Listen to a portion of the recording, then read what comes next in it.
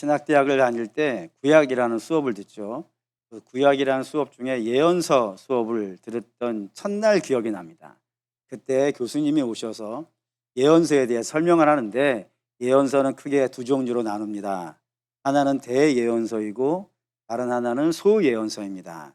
대예언서에는 이사야, 예레미야, 에스겔이 들어있고 소예언서에는 호세아부터 말라기까지가 들어있습니다. 라고 하면서 무슨 기준으로 대예언서와 소예언서를 나눴는지 아시겠습니까? 라고 물은 거예요. 여러분은 뭐라고 생각됩니까? 무슨 기준에 의해서 대예언서와 소예언서가 나누었을까요? 어떤 학생이 얘기했습니다. 유명한 사람은 대예언자이고 덜 유명한 사람은 소예언자라고. 또는 하나님이 쓰시는 큰 종은 대예언자이고 하나님이 쓰시는 작은 종은 소예언서라고. 그러면 여러분에게 이렇게 질문하겠습니다. 저는 큰 종입니까? 작은 종입니까? 그러면 저보다 큰 교회 하는 분은 어떤 분입니까? 더 큰 종입니까? 되게 이상하죠. 다들 이렇게 난감해하고 있는 상황이 되었을 때 교수님이 하신 말씀이 기억나서 그래요. 뭐라 그랬냐면 많이 쓴 사람은 대예언자이고 조금 쓴 사람은 소예언서라고. 그러니까 성경의 장수에 의해서 나눈 것이지 메시지의 크기로 나눈 것은 사람의 크기로 나눈 것은 아니다라고 하시는 이야기가 떠오릅니다. 근데 우리는 항상 이거 크고 작은 것을 그런 개념으로 이해를 해요. 큰 교회하고 있으면 큰 종이라 그러고 작은 교회에 있으면 작은 종이라는 말을 못하니까 그냥 종이라고 하고, 여러분 이렇게 이 세상이 가지고 있는 기준으로 하나님의 말씀을 본다든가 주의 세계를 측량한다면은 되게 이상한 일이 발생이 되어져요. 그런 예 중에 하나가 이 요한이서입니다. 요한이서는 되게 짧습니다. 아마 성경 중에서 제일 짧은 성경이 아마 요한이서가 아니겠나 싶을 정도로 짧습니다. 짧기 때문에 대충 많은 성도들이 여기에 무슨 대단한 내용이 들어있겠는가라는 생각을 해요. 그래서 어떤 분들 같은 경우에는 일생을 살면서 요한이서를 한 번도 안 읽어본 분도 계실 겁니다. 또 어떤 분들 같은 경우에는 신앙생활을 몇십 년을 해도 요한이서를 가지고 설교하는 것을 못 들어본 분도 계실지 모르겠습니다. 왜냐하면 너무 작고 별로 중요하지 않을 것 같은 그런 마음들이 우리 안에 있기 때문에 그렇습니다. 하지만 요한이서는 우리가 생각했던 것보다 상당히 중요합니다. 이렇게 얘기하면 여러분들 중에 어떤 분은 이런 질문을 하실 수 있어요. 목사님, 지금까지 한 번도 설교를 하면서 안 중요하다는 적이 있었습니까? 매번 중요하다고 했으니 오늘도 중요하다는 건 상투적인 메시지 아니겠습니까? 라고 물어보실 수도 있겠지만 이거 사실 굉장히 중요합니다. 특별히 오늘 읽은 말씀은 더 중요합니다. 왜 중요하냐면 두 가지 이유를 들 수 있어요. 하나는 12절 볼까요? 12절 읽겠습니다. 내가 너희에게 쓸 것이 많으나 종이와 먹으로 쓰기를 원하지 아니하고 오히려 너희에게 가서 대면하여 말하려 하니 이는 너희 기쁨을 충만하게 하려 함이라 했습니다. 요한이 이 편지를 쓰고 나서 얼마 후에 어떻게 하겠다고요? 너희에게 가겠다고요. 너희에게 가서 자세히 말하겠다는 겁니다. 그러면 요한 이서의 내용도 그때 얘기하면 되잖아요. 너희 기쁨을 충만하게 해준다 그러니까 그때 가서 이야기하면 되지, 굳이 여기에 먼저 써놓고 나중에 가서 더 첨가해서 이야기하겠다라고 이야기하는 것은 이 메시지가 어떠한 상태라는 거예요. 매우 급한 거예요. 지금 너무 급해서 내가 나중에 가서 이야기는 하겠지만 그때까지 기다릴 수가요 없으니까 먼저 전보 치듯이 그렇게 먼저 이야기해 놓은 그런 메시지라 이겁니다. 그러니 중요하죠. 그럼 뭐 때문에 이렇게 중요한가? 두 번째 이유가 9절에 있습니다. 9절 읽죠. 지나쳐 그리스도의 교훈 안에 거하지 아니하는 자는 다 하나님을 모시지 못하되 교훈 안에 거하는 그 사람은 아버지와 아들을 모심이니라 했습니다. 잠시 우리가 이 내용을 좀 자세히 보겠지만 요한 이서의 오늘 본문이 가지고 있는 가치가 등장했어요. 이 말씀의 가치는 무엇이라고요?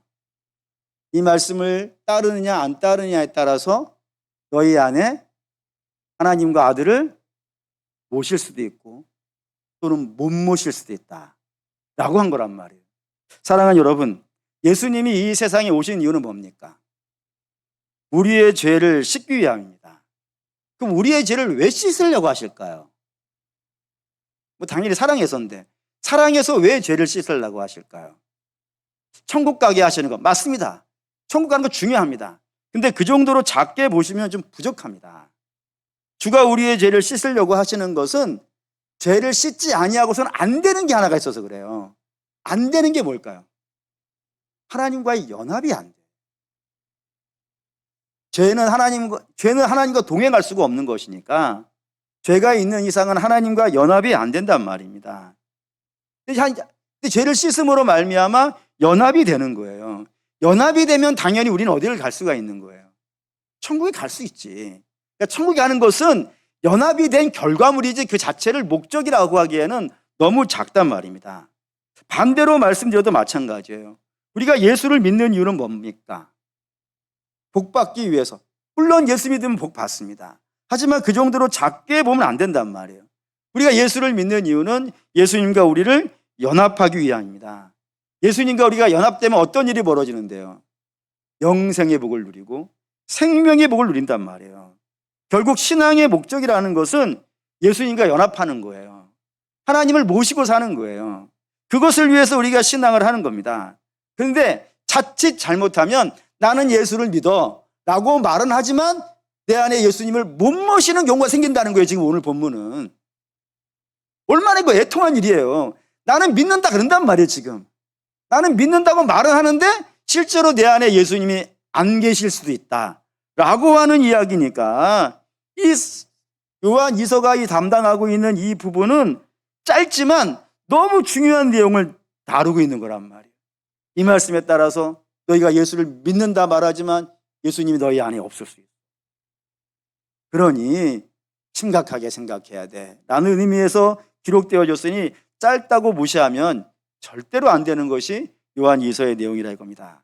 그런 면에서 한번 내용을 좀 살펴봅시다. 우선 9절 다시 읽겠습니다. 지나쳐 그리스도의 교훈 안에 거하지 아니하는 자는 다 하나님을 모시지 못하되 교훈 안에 거하는 그 사람은 아버지와 아들을 모시느니라. 먼저 봐야 되는 단어는 지나쳐라는 단어입니다. 지나쳐라는 단어를 우리가 쉽게 이해할 수 있는 본문으로 문자로 바꾼다면은 선을 넘었다 이겁니다. 즉 우리가 성경을 읽어요. 성경을 읽는 것은 성경을 이해하기 위함입니다. 근데 성경을 이해할 때 하나님께서 어느 정도의 자유는 주십니다. 어느 정도의 자유는 줘요. 그런데 자칫 잘못하면 그 자유를 잘못 쓰므로 말미암아 어떤 일이 벌어질 수 있다고요? 선을 넘어가는 일이 발생된다 이겁니다. 넘어가서는 안 되는 선을 넘어가게 된다고요. 뭐 예를 든다면 성경을 정치라고 하는 관점에서 보시는 분들이 있어요. 그런 분들이 만들어낸 신학의 사조가 있으니 해방신학, 민중신학 뭐 이런 게 있습니다. 또는 성경을 인간의 관점에서 보려고 하시는 분들이 있어요. 그런 분들에 의해서 만들어진 신학의 사조가 자유주의라고 하는 신학 사조가 있습니다. 또 동성애가 있죠. 그 동성애의 관점으로 성경을 보시는 분들이 있어요. 그런 분들이 하는 성경 신학을 퓨어 신학이라고 하는 신학이 있어요. 이런 것들은 하나같이 다 뭐예요? 선을 넘었다 이거예요. 왜냐하면 성경이라고 하는 것은 내가 가지고 있는 관점을 설명하기 위해서 갖다 쓰면 안 되는 거예요. 이해되시죠? 그러니까 성경은 내가 하고 싶은 이야기가 있어. 근데 이 이야기를 증명을 해야 되니까 증명을 하려고 하다 보니까 성경에 어떤 내용을 갖다 붙여버리는 이런 식으로 성경을 읽는 것은 선을 넘어가는 거라고요. 반드시 성경이라고 하는 책을 어떠한 관점에서 읽어야 돼요? 하나님이 주시고 싶어하는 그 바운더리 안에서, 영역 안에서, 그 안에서 자유지. 그걸 우리는 자율이라 그래요. 자유는 자칫하면 방종이 되어질 수 있으니까 하나님이 주시는 요 범위 안에서 성경 읽어라 했을 때 그 범위 안에서만 읽어야지 그 범위를 넘어서서 내가 자기 마음대로 생각을 여기에 첨가하는 거예요. 그래서 결론을 내가 만들어내고 싶어하는 결론에 쓰기 위해서 성경을 갖다가 쓰는 것은요, 선을 넘었다 라고 한다 이겁니다. 그럼 당연히 안 되는 거라 이거예요. 그럼 사도 요한이 너희가 잘못 읽으면은 성경에 선을 넘어가는 선이 있다. 그럼 넘어가면 안 되는 선이 어디냐? 그 바운더리, 영역을 딱 정해준 것이 있어요. 그게 뭐냐면 그리스도의 교훈이라고 하는 단어입니다. 그러니까 우리는 성경을 읽을 때 그리스도의 교훈이라고 하는 이 영역 안에서 읽어야지, 그리스도의 교훈을 넘어가서 성경을 읽으면 안 된다는 겁니다. 그러면 그리스도의 교훈이라는 건 뭘까요? 두 가지로 사도 요한이 쓰고 있어요. 첫 번째는 뭐냐면 그리스도에 대한 교훈이 있고, 또 하나는 그리스도가 주신 교훈이 있어요. 대한 교훈과 주신 교훈이 있어요. 우선 그리스도의 교훈, 그리스도에 대한부터 보시죠. 7절 읽겠습니다. 7절 읽겠습니다. 미혹하는 자가 세상에 많이 나왔나니 이는 예수 그리스도께서 육체로 오심을 부인하는 자라. 이런 자가 미혹하는 자요 적 그리스도니 했습니다. 그리스도가 육체로 오신 것을 인정하는 것이 그리스도에 대한 교훈이라 이겁니다. 이걸 한마디로 성육신이에요. 근데 우리가 성육신을 이해할 때 이 정도의 범위를 읽지 말고 좀 더 큰 범위를 읽읍시다. 마태복음 16장 16절. 배우시는 분이라도 성경은 늘 찾아서 읽어야 됩니다. 16장 16절 읽겠습니다. 시몬 베드로가 대답하여 이르되 주는 그리스도시요 살아계신 하나님의 아들이십니다 했습니다. 예수님에 대해서 베드로의 고백인데 주가 이 고백 정답이다, 이건 네가 말할 수 있는 수준이 아니고 하나님이 너에게 알려준 수준이야 라고 했기 때문에 이게 정답이에요. 그러니까 그리스도에 대한 교훈은 예수님이 두 가지 속성을 가지고 계시다는 겁니다. 첫 번째는 살아계신 하나님의 아들입니다. 그 말인즉슨 예수님 뭐라는 거예요? 하나님이라는 겁니다. 근데 어떤 하나님이냐면은 이 하나님은 참 하나님이시기 때문에 능력이 어떻겠어요? 어마어마하죠. 어마어마하다는 걸 성경은 이렇게 설명을 해요.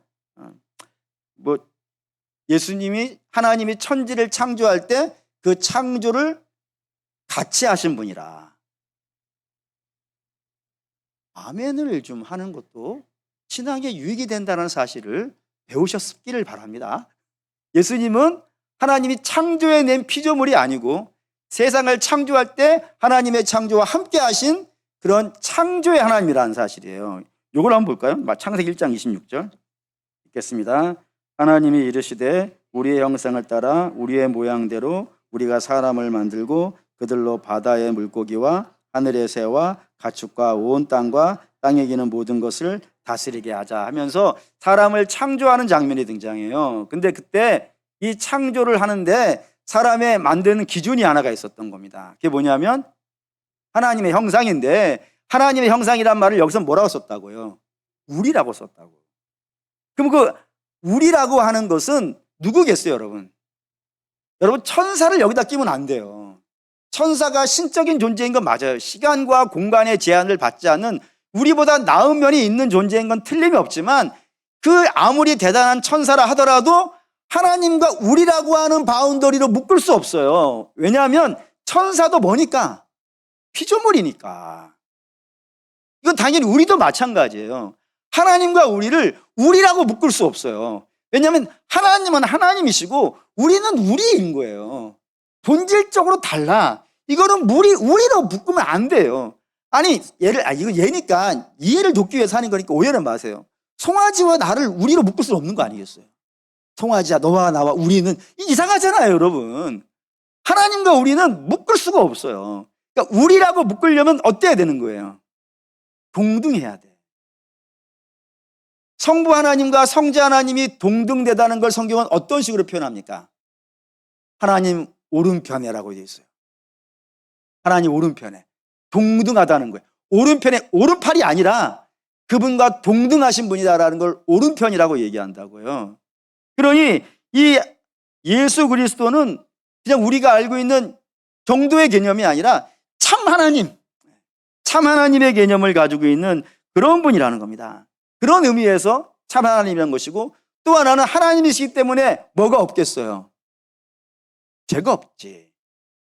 죄는 누구에게 있는 거니까? 사람에게 있는 것이고, 하나님은 사람이 아니시니 그분은 죄가 없어야 돼요. 그런 의미에서 참 하나님, 살아계신 하나님의 아들이라고 부르는 것이고, 또 하나는 그리스도라 그랬어요. 그리스도라고 하는 것은 기름 부음을 받았다는 뜻이거든요. 근데 기름 부음 받았다는 건 성경에 여러 명 등장해요. 아주 많이 등장해요. 왜냐하면 이 기름 부음 받는 건 누가 받으니까? 사람이 받아요. 예를 들어서 제사장은 다 기름 부음 받아요. 왕도 기름 부음 받아요. 사무엘이 사울에게 가서 기름 붓고 다윗에게 가서 기름 부어요. 제사장에게도 기름 부어요. 그런 식으로 사람이 받는 것이기 때문에 예수님을 그리스도라고 부르는 것은 예수님은 하나님이심과 동시에 또 뭐이기도 하다고요. 사람이기도 하다 이겁니다. 참 사람이기도 하다고요. 참 사람이기 때문에 우리의 대표자가 될 수 있는 거예요.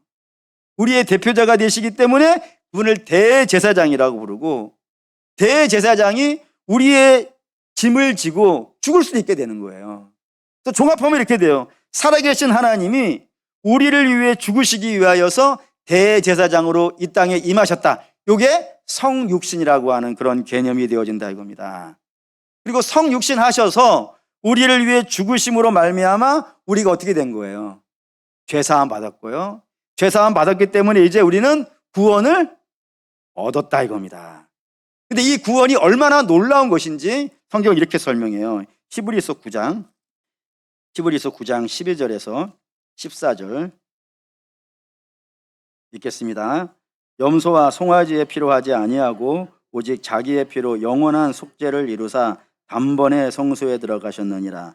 염소와 황소의 피와 및 암송아지의 죄를 부정하는 자에게 뿌려 그 육체를 정결하게 하려 거룩하게 하거든 하물며 영원하신 성령으로 말미암아 흠이 없는 자기를 하나님께 드린 그리스도의 피가 어찌 너희 양심을 죽을 행실에서 깨끗하게 하고 살아계신 하나님을 섬기지 못하게 하시겠느니라. 우리가 받은 구원이 얼마나 놀라운 구원이냐면 거기에 두 개의 단어를 여러분이 기억하셔야 돼요.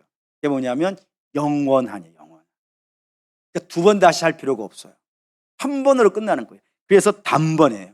영원함과 단번에를 동시에 쓸 수 있는 분은 누구겠어요? 하나님뿐이에요, 여러분.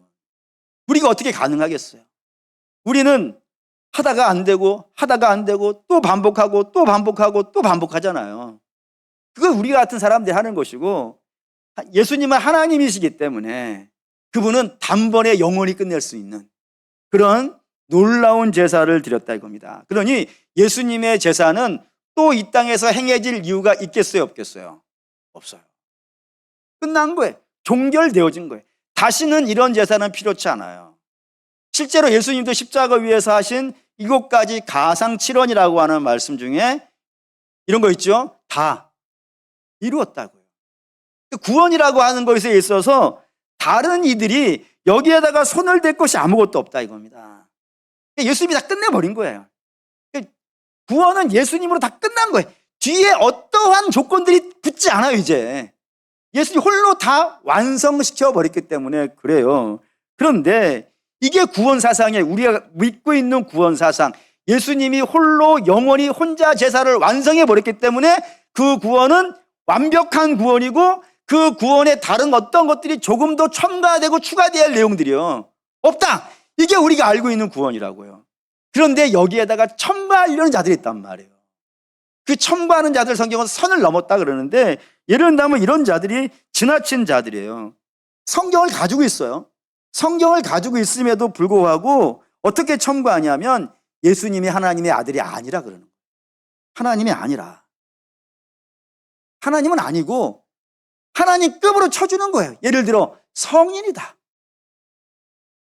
또는 이 세상에 나타난 가장 유명한 예언자다. 이런 식으로 쳐준다니까요. 예를 들면 이슬람에서도 예수님은 최고의 예언자야. 이렇게 불러요 그냥. 유대교도 그러죠. 유대교도 예수님을 하나님이라고 인정을 안 해요. 랍비라고는 하지. 이 세상에 나타난 가장 위대한 랍비라고는 할 수 있을지언정 하나님이라고 하지 않는다고요. 이런 자들은 그들도 성경을 갖고, 유대인도 신약 성경은 안 가지고 있지만 구약 성경은 갖고 있잖아요. 그걸 갖고 있음에도 불구하고 예수님의 신성을 부인하는 자는 선을 넘어간 자라 이거예요. 우리 받을 수 없다고요. 또 이런 자도 있죠. 예수님의 사람 되심, 육신으로 이 땅에 오셨다는 사실을 부인하는 자들이 있어요. 우리가 요한서를 쭉 보면서 확인해 왔던 영지주의자들 같은 자들이 예수님의 육신으로 임하셨다는 사실을 부인하는 자들이에요. 선을 넘어갔다 이겁니다. 뿐만 아니라 예수님이 이루신 십자가로만 구원을 받는 거예요. 저 혼자 하지 않도록 도와주세요. 예수님이 십자가로 우리를 구원하셨단 말이에요. 근데 여기에다가 사람의 행위를 타려고 하는 자들이 있어요. 사람이 뭔가를 좀 해야 된다. 그래서 율법주의자들이 그렇죠. 율법을 지켜야 된다. 할례를 행해야 되고, 예수 믿어야지 당연히. 그렇지만 그것만으로는 부족해. 할례도 행해야 되고 율법도 지켜야 돼라고 말하는 율법주의자들이 여러분 지나친 자들, 선을 넘어간 자들이라 이겁니다. 성경을 가지고 있다고 다 믿으면 안 된다 이거예요. 요즘 이 시대로 말한다면은 여러분들 이런 사람들 조심해야 됩니다. 우리 교회에만 교회 구원이 있다라고 말하는 사람, 또는 우리 목사든 선생이든 누구든 우리의 리더에게 성경을 배워야만이 구원을 받을 수 있다라고 말하는 사람들을 매우 매우 매우 조심하셔야 됩니다. 고린도전서 3장 6절. 고린도전서 3장 6절. 예수님에다가 다른 거를 타려고 하는 자들을 여러분들은 되게 조심하셔야 됩니다.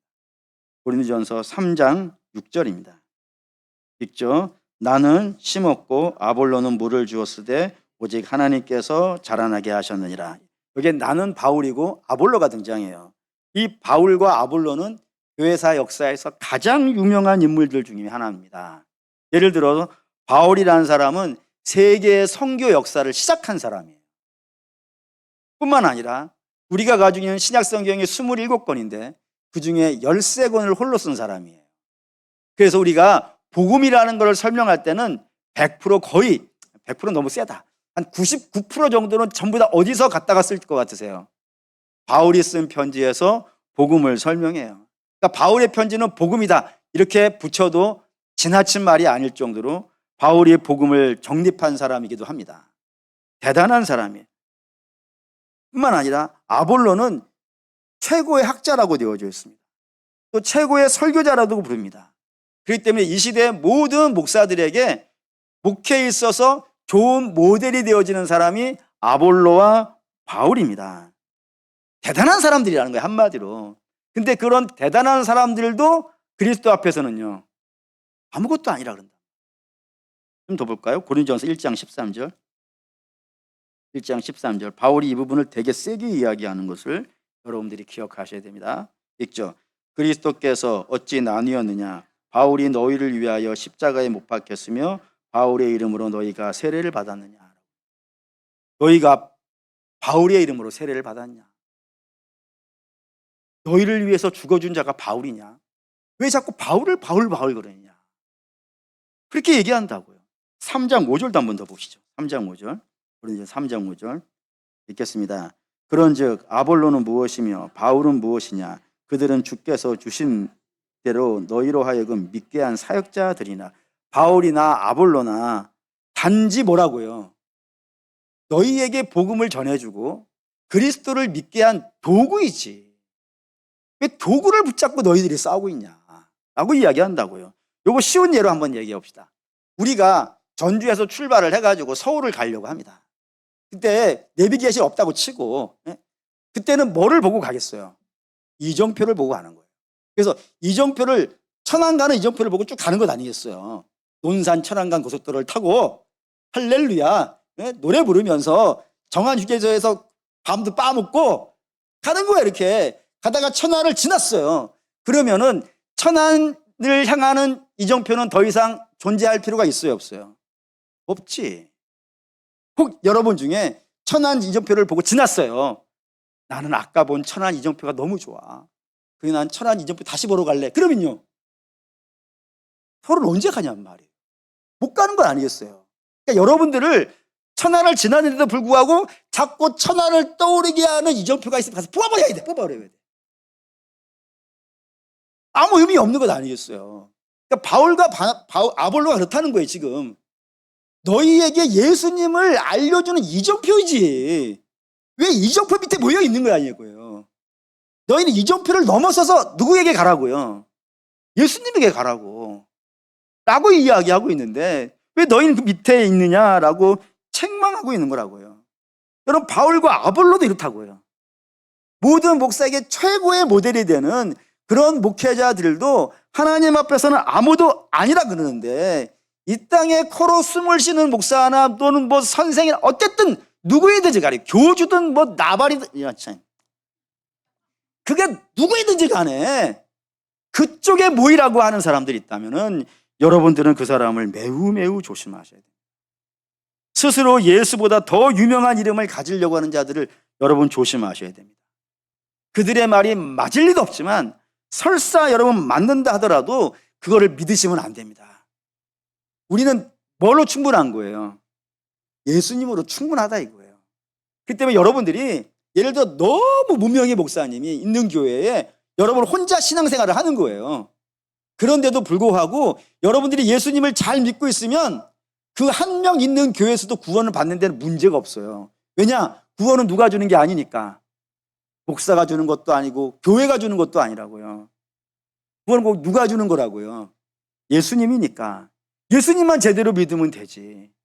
그 예수님과 우리 사이에 나머지는 도구에 지나지 않는 것들인데, 그 어느 날 갑자기 도구들이 마치 자기가 주인이 된 양 움직이고 있는 것, 이거는 매우 매우 선을 넘은 것이니까 조심하셔야 된다라는 것, 이것이 예수 그리스도에 대한 교훈이에요.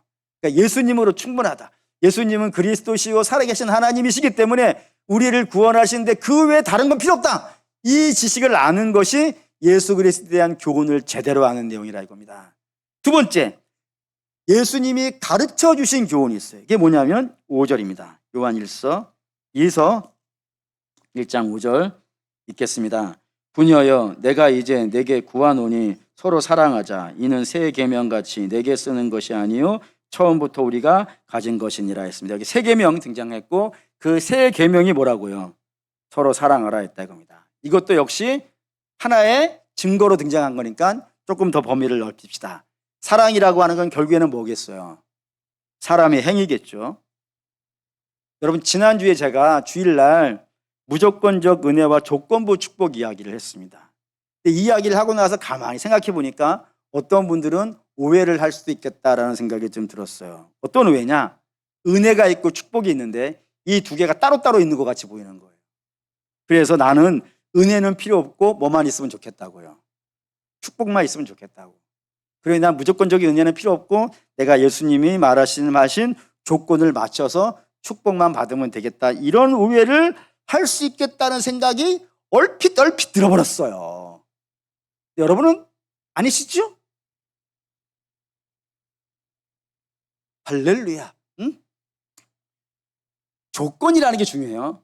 조건이 뭐예요, 여러분? 지난주에 제가 신명기 28장 1절에서 6절을 읽으면서 그게 하나님 우리 복을 주시는 건데 그 복에는 조건이 붙어 있다 그랬잖아요. 그 조건이 뭐였어요? 하나님 말씀이라고 했어요. 하나님 말씀을 지키는 것인데, 여러분, 하나님의 말씀을 누가 지킬 수 있습니까? 사람이 노력을 하면 지킬 수 있겠습니까?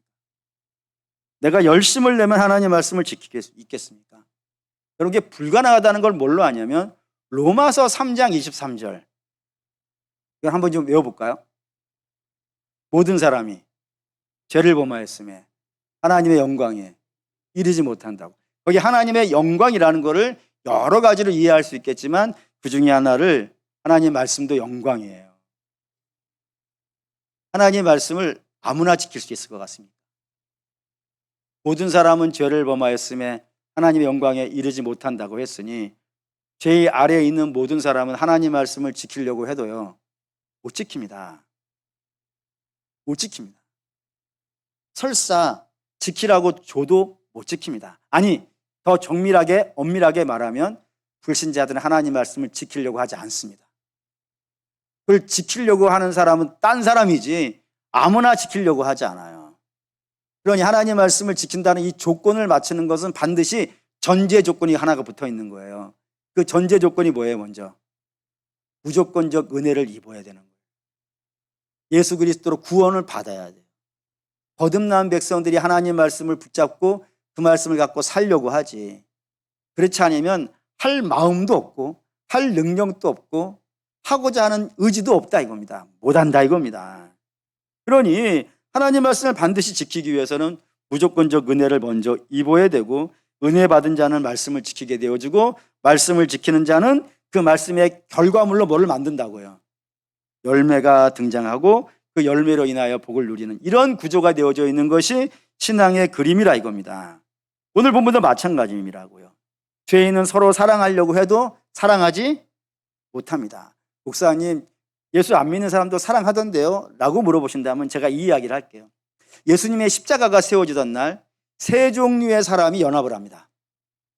누가 연합을 하냐면 바리새인과 헤롯과 빌라도 셋이 연합을 합니다. 이 셋은 원래 가까운 자들이 아닙니다. 왜 가까운 자들이 아니냐면 바리새인과 헤롯과 빌라도는 명확하게 구분되는 선이 하나가 있어요. 그게 뭐죠? 유대인과 이방인이에요. 유대인은 이방인을 취급해 주지 않습니다. 저들은 지옥의 땔감이지, 구원은 우리만 받는 것이지, 저들에겐 구원이 없어 라고 멸시하는 자들이에요. 근데 이 멸시받는 자들이 힘은 오지게 세네. 힘이 오지게 세가지고 우리를 오히려 지배하고 있어요. 그러니 좋아 보이겠어요? 안 좋아 보이겠어요? 좋을까? 안 좋지. 아니, 내가 싫어하는 사람이 나를 지배하고 있다니까요. 그럼 그걸 누가 좋아하겠어요? 되게 싫어했어요. 그럼 반면에 헤롯과 빌라도는 유대인을 좋아했을까요? 안 좋아. 아니, 우리를 싫어하는데 누가 좋아를 해요? 그런데 그래도 뭐 어떻게 할 수 없는 이유는 이 빌라도가 고민인 거예요. 빌라도나 헤롯이나 다 로마에서 임명받은 자들이기 때문에 이 로마가 총독과 이 왕을 바꿔버리는 원칙이 하나가 있어요. 두 가지가 있어요. 하나는 세금을 못 걷어와. 그러면 바꿔버려요. 또 하나는 반란을 일으켜.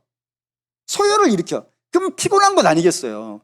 그러니 요거를 세금 잘 걷어오고 데모를 안 일어나게 해야 되니까 이 빌라도나 헤롯이 이 바리새인들을 취급을 해주는 거야. 이뻐서 취급해 주는 게 아니고 서로 취급을 해주는 거예요. 그냥 그런 관계에 묶여 있고, 헤롯과 빌라도도 이방인인데 이 둘이 더 안 친해요. 왜냐하면 빌라도는 로마에서 임명받은 총독이고 이 헤롯은 분봉왕이라고 해서 월급장이 왕이에요. 그러니까 서로 권력의 정점에 있어. 하늘에 태양은 몇 개가 있는 거예요? 하나밖에 없는 것 아니겠어요? 이 하나의 권력을 놓고 빌라도하고 헤롯이 싸운다니까요. 그러니 이 세 종류의 사람은 서로 친할 수가 없어. 근데 이 세 종류의 사람이 결정적으로 딱 한 번 친해진 거예요. 그때가 언제? 예수님 죽일 때. 자기 이익에 맞으면 친구가 되는 거예요, 세상은. 자기 이익에 안 맞으면요, 원수가 되는 것이고. 이 세상의 사랑이라는 게 그래. 내 이익에 맞느냐, 내 뜻에 합당하느냐, 나의 마음을 기쁘게 하느냐, 이런 조건이 맞으면은 그 잠깐 순간에 서로 사랑하는 것이고, 그렇지 아니하면 언제 사랑했느냐라고 돌아서는 것이 이 세상의 사랑이라고요. 근데 주가 우리에게 말씀하신 사랑은 그런 게 아닙니다. 내가 너희를 사랑한 것 같이 너희도 어떻게 하라고요? 서로 사랑하라. 내가 너희를 어떻게 사랑했습니까? 이렇게 기준이 다르죠. 여러분, 이거를 여러분 우리의 힘으로 할 수 있겠습니까? 내가 너희를 사랑한 것 같이. 그게 기준이라니까요. 그게 모델이라니까요. 우리의 사랑 거기에 맞춰가야 되는 거예요. 이게 이런 사랑을 우리가 모여가지고 여러분 우리 캠페인 합시다. 운동합시다. 캐치프레이즈 걸고 그리스도가 사랑한 것 같이 우리 한번 사랑해 봅시다 라고 이렇게 구호 외치고 푸시업 한다고 해가지고 이게 되겠냔 말이에요. 될 수가 없지. 될 수가 없는 거란 말이에요. 반드시 이게 되어지려면 어떻게 해야 되겠어요? 그리스도와 함께 죽고 그리스도와 함께 살아나는 거듭남의 역사가 있었고, 그 거듭남의 역사가 있는 자에게 주께서 무엇을 주신다고요? 성령을 주신다고요. 그럼 성령이 우리 안에서 운행하실 것 아니겠어요? 성령이 우리 안에서 운행하면서 나타나는 열매가 있어요. 그 열매가 성령의 열매이고, 그 성령의 열매에 맨 처음 등장하는 내용이 뭐예요? 사랑이에요. 하나님이 하셔야 되어지는 거라 이겁니다. 이게 맞는 거라고요. 근데 지나친 자들이 있어요. 지나친 자들이 이런 겁니다. 우리의 행함을 너무 강조를 하는 거예요. 너무 강조를 해서 그리스도의 십자가는 없는 것 같이 이야기하는 자를 여러분 조심하셔야 됩니다. 그리스도의 십자가 없이도 우리가 뭔가를 해낼 수 있어요. 거듭남 없이도 우리가 뭔가를 해낼 수 있어요. 라고 말하는 것들을 여러분 조심하셔야 됩니다. 분명히 말씀드리지만 행함이라는 건 열매예요. 열매라는 것은 우리가 요한복음 15장에 잘 알다시피 나무하고 가지가 있을 때 가지는 스스로 열매를 맺을 수 없고 반드시 어떻게 돼야 된다고요? 나무에 붙어 있어야 된다고요. 그게 먼저예요. 이 먼저를 여러분들이 충분히 아셔야 돼요. 그래서 내가 날마다 그리스도와 교제하고 날마다 그리스도 안에 있을 때 그렇게 믿음 안에 살아가고 있을 때 자연스럽게 열리는 것이 열매이지, 가지가 혼자서 막 푸시업하고 헬스장 다니고 그런다고 해가지고 열매가 나는 게 아니에요, 여러분. 그렇게 말하는 사람들 여러분 조심하세요. 그리스도 없이 열매를 만들 수 있다라고 말하는 것을 여러분 조심하셔야 돼요. 반대로 이런 것도 조심하셔야 돼요. 예수님에게 붙어 있으면요. 예수님에 붙어 있는 걸 먼저 이야기를 해야 돼요. 예수님에 붙어 있으면 당연히 뭐가 있어야 돼요? 열매가 있어야 돼요. 그거는 어쩌면이 어쩌다가 아니에요. 열매라는 건 내가 만드는 게 아니라 내 안에 성령이 만드는 것이니까, 내 안에 성령이 계시면은 내가 그리스도에 연합되어져 있으면 그냥 나와야 되는 거예요. 근데 안 나왔어. 또는 약해. 그럼 어떻게 해야 되겠어요, 여러분? 병원 가야지. 병원 가야지. 병원 가서 MRI 찍어봐야 될 거 아니겠어요? 혈관 어디가 막혔나? 그렇다고 여러분 그냥 이렇게 병원, 전북대 병원 이렇게 하라는 게 아니고 믿음의 병원 가셔야지. 가서 하나님 앞에서 내 영혼의 모습을 살펴봐야죠. 내가 지금 주님과 온전하게 교제가 되어주고 있는가. 그러니까 열매라는 것은 내 영혼의 상태에 대한 점검의 어떤 형태일 수 있어요. 그게 잘 나와 있으면 지금 믿음 생활을 잘하고 있는 것이겠지. 지금 잘 안 되고져 있으면 어딘가 하나님과 나 사이에 가로막힌 담이 있든지 해결되지 못한 죄가 있든지 하나님이 안타까워하시는 부분이 있든지 그렇게 되어지는 상태일 겁니다. 물론 조심하셔야 되는 것은 행위가 없다고 해서 구원도 없다, 이런 건 아닙니다. 조건이 다른 거예요. 조건은, 행위는 구원의 근거가 아니에요. 하지만 구원받은 자에는 반드시 뭐가 있다고요? 열매가 있다는 거예요. 그러니까 열매를 보고 나무를 아는 거예요. 그렇게 점검하셔야 된다 이겁니다. 그게 그리스도에 대한, 그리스도가 가르쳐 주신 교훈이에요. 그러니까 사랑이라고 하는 열매가 반드시 있어야 된다. 근데 그 열매가 있으려면 그리스도의 연합이 있어야 된다. 그런 것들을 이야기해야 된다 이겁니다. 10절에서 11절. 요한일서 10절에서 11절 읽겠습니다. 누구든지 이 교훈을 가지지 않고 너희에게 나아가거든 그를 집에 들이지도 말고 인사도 하지 말라. 그에게 인사하는 자는 그의 악한 일에 참여하느니라. 라고. 그리스도의 교훈, 그리스도에 대한 교훈과 그리스도가 우리에게 주신 교훈, 어느 것이든지 무시하는 자를 가까이 하지 말라고요. 왜냐하면은 이거는 우리와 하나님 사이를 어떻게 하는 거라고요? 갈라놓는 거라. 갈라놓으면 여러분 이거 우리 망하는 것 아니겠어요? 영생이라고 하는 것은 그리스도와 연합되어져 있기 때문에 나오는 것 아니겠어요? 근데 이걸 갈라놓는다는 건 우리의 영생을 빼앗는 자 아니겠어요? 어떻게 그들과 연합할 수가 있겠어요? 그리고 우리가 그리스도에 연합되어져 있으면 반드시 열매가 나와야 되는데, 열매가 없어도 된다라고 말하는 것은 여러분 그리스도와 교제 안 해도 된다는 얘기 아니겠어요? 그것도 받을 수가 없어. 그리스도에 대한 것도 받을 수 없고, 그리스도에 대한 것에 잘못 이야기하는 것도 받을 수가 없고, 그리스도가 주신 교훈을 멸시하는 것도 받을 수가 없어요. 그 두 가지가 다 있어야 돼. 신앙에는 그리스도와도 바른 관계에 있어야 되고, 바른 관계가 있으면 당연히 열매가 있어야 되고, 이 두 가지 중에 어떤 것도 가벼이 대하게 되어진다면 우리의 신앙은 흔들리게 되어진다 이겁니다. 당연히 망하는 것이 되어지고 심판받는 게 있다고 합니다. 그리고 사랑하지만 결론입니다. 저와 여러분은 그리스도에 대한 올바른 교훈을 갖길 바랍니다. 저와 여러분은 그 바른 교훈 안에서 온전한 열매들이 충만하게 열리는 그런 신앙이 되길 바랍니다. 그런 역사 있는 여러분 되시기를 소망합니다. 여러분을 축복합니다. 승리하신 여러분 되시기를 주의 이름으로 축원합니다.